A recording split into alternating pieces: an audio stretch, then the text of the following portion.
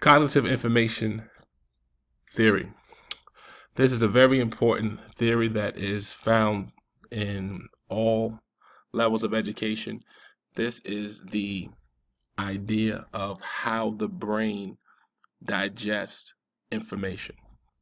The first stage of this process is the sensory process. This is the process where the brain uh, tries to find patterns or um, find some type of connection from the environment.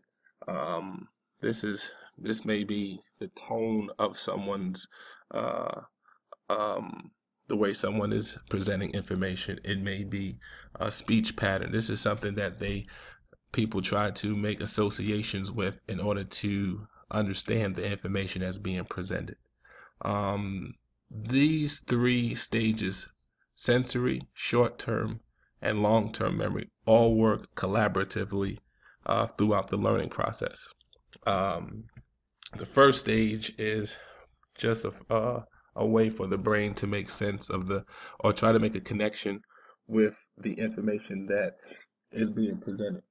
Once it passes through the sensory stage, the short term, or also known as the working memory, this allows the learner to hold information briefly and make another connection of it with the long term memory. So uh, this is where connections are made. This is the most important part of a lot of educators and instruction design is based on previous knowledge.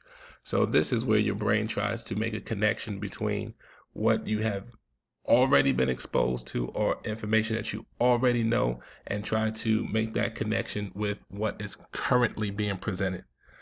This is a key part of educating the learner is understanding how the brain works and understanding how the curriculum or the information that you are presenting, how it is going to be digested, how the brain actually functions with the digestion of information. This is a key element in instructional design. As an educator, I have found that this is something that I use or something that I have increasingly been trying to improve my use of this theory in the design of my courses, in the design of my instruction. This is a key piece to really identifying and understanding the learner. With all of the studies now that show that personalized curriculum is a key element in student achievement. Understanding how students learn is a key element in being an effective teacher and having students retain, digest, and be able to execute all of the information that is presented to them. Um, so, in all of my courses, I make sure that I try to address this process throughout the experience of the learner.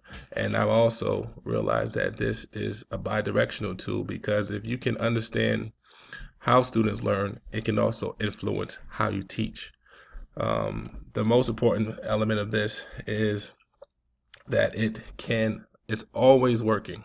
There's a constant circulation of these three phases, always working collaboratively. So there's always a way to reach the learner.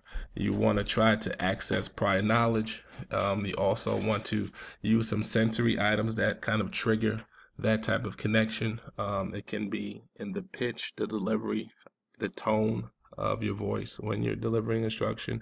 Some of these key terms and key things can actually help students retain the information that you are presenting, and making the connection with the information goes a long way for the learning process.